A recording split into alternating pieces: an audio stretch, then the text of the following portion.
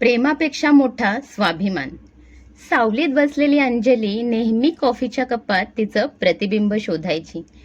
कॉलेजच्या गेटमधून आत येणारा तो चेहरा, गणेश, तिच्यासाठी दिवसाच्या पहिल्या श्वासासारखा होता. गणेश, तो सगळ्यांचा आवडता, स्मार्ट. त्यांची मैत्री फक्त हाय हॅलो पुरतीच होती. तिचं त्याच्यावर जीवापाड प्रेम होतं, एवढं की त्याच्याशिवाय ती कोणाचाही विचारसुद्धा मनात आणत नव्हती. तिला फार वाटायचं की त्याला एकदा तरी विचारायला हवं, नाहीतर असं नको व्हायला की प्रयत्न केलेच नाहीत. खूप दिवस स्वतःशी झुंजत राहिल्यानंतर ती ठरवते की एक वेळ त्याने नाही म्हटलं तरी चालेल, पण त्याला मनातलं सर्व सांगायचं. कॉफी शॉपमध्ये ती त्याला भेटायला बोलवते. ती दोघांसाठी कॉफी ऑर्डर करते.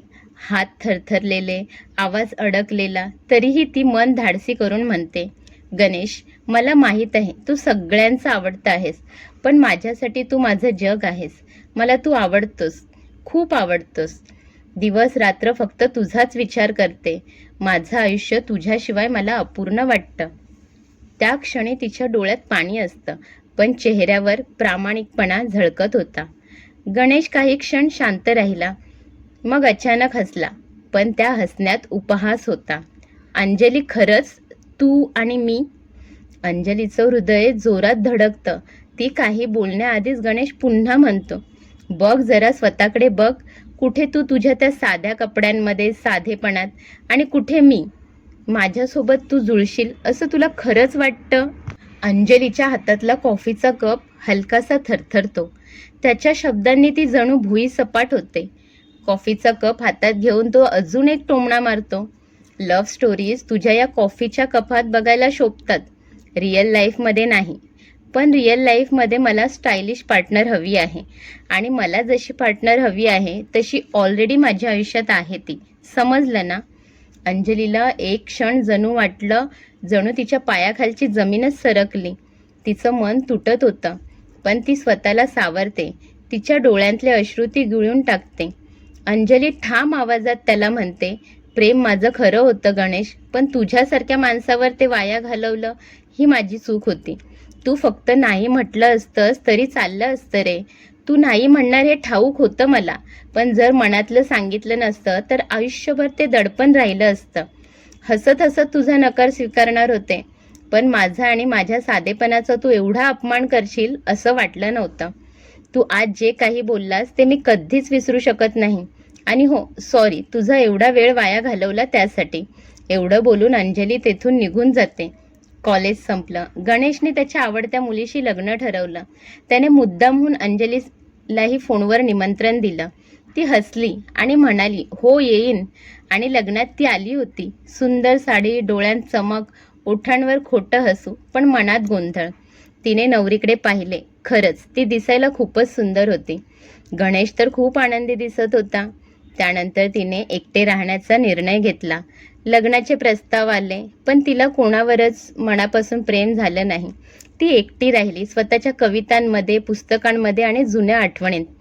गणेशचं लग्न होऊन 10 वर्ष झाली, पण ती आजही एकटीच होती.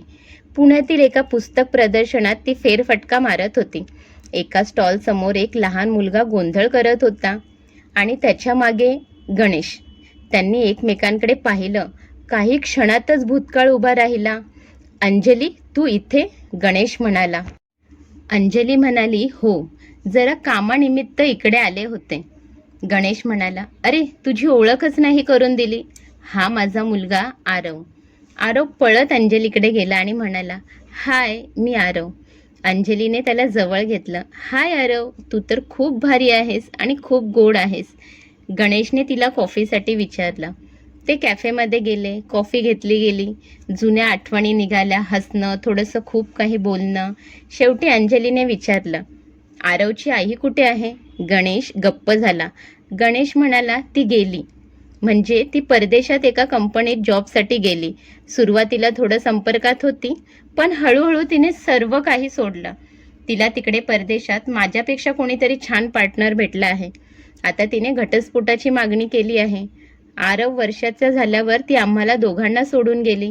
आता 6 वर्ष झाली. ती पुन्हा कधी परतली नाही. सॉरी, मी माझंच सांगत बसलो. तुझ्याबद्दल काही विचारलंच नाही. कसं चाललं आहे तुझं? तू सांग, तुझा संसार कसा चालला आहे ते? अंजली म्हणाली, खूप छान. फक्त माझ्या संसारात मी एकटीच आहे. गणेशने आश्चर्याने विचारले, म्हणजे? अंजली म्हणाली, म्हणजे मी अजून एकटीच आहे. मी लग्न नाही केलं आणि आता यापुढेही कधी करणार नाही. गणेश थोडा वेळ शांत झाला. त्याला माहीत होतं तिने लग्न का नसेल केलं ते. तो म्हणाला, मला माहीत आहे तू लग्न का नसशील केलं ते. तुझी हरकत नसेल तर एक विचारू? अंजली म्हणाली, अरे विचार ना, त्यात काय एवढं? मी नेहाला प्रेम मानलं, पण तिचं प्रेम फक्त करिअरसाठी होतं. पण माझं घर, माझं मूल या गोष्टी तिच्यासाठी कधीच महत्त्वाच्या नव्हत्या. आज आरवसाठी मला एक आई हवी आहे आणि माझ्यासाठी एक सच्चा साथी, जो फक्त प्रेम न करता साथ देईल. माझ्या आयुष्यात इतक्या वर्षांनी जेव्हा मी मागे वळून पाहिलं, एकच नाव सतत आठवलं, अंजली. अंजली, तू माझ्याशी लग्न करशील का? अंजली शांत बसली. मनात खूप काही उकलत होतं. त्यावेळचा अपमान, नाकारलेलं प्रेम, आजची परिस्थिती. ती गणेशकडे पाहत होती. म्हणाली, मी तुझ्यावर प्रेम करत होते आणि आजही काहीच आहे. पण मला माझं प्रेम हे कोणासाठीही ऑप्शन म्हणून नको आहे. मी उशिराची निवड बनवू इच्छित नाही. माझं तुझ्यावर अजूनही तितकंच प्रेम आहे. पण त्या दिवशी तू माझा केलेला अपमान मी कधीच विसरू शकत नाही. आणि माझ्या प्रेमापेक्षा माझा स्वाभिमान माझ्यासाठी खूप महत्त्वाचा आहे. गणेश तिचं उत्तर ऐकून शांत झाला. डोळ्यांत पश्चाताप. अंजली त्याला बाय करून तेथून निघून जाते आणि तो तिच्याकडे पाहतच राहतो. कपडे आणि रूप हे बाहेरचं आवरण असतं, पण माणसाचं खरं सौंदर्य त्याच्या विचारांमध्ये आणि वागण्यात दडलेलं असतं. ज्याचं मन सुंदर आहे त्याचं रूप आपोआप खुलतं. दिसण्यावरून माणूस ओळखण्याची सवय लावली तर आयुष्यात खरे हिऱ्यासारखे लोक हातातून निसटतात. स्त्रीला प्रेम हवं असतं, पण आत्मसन्मानाच्या किमतीवर नाही. धन्यवाद.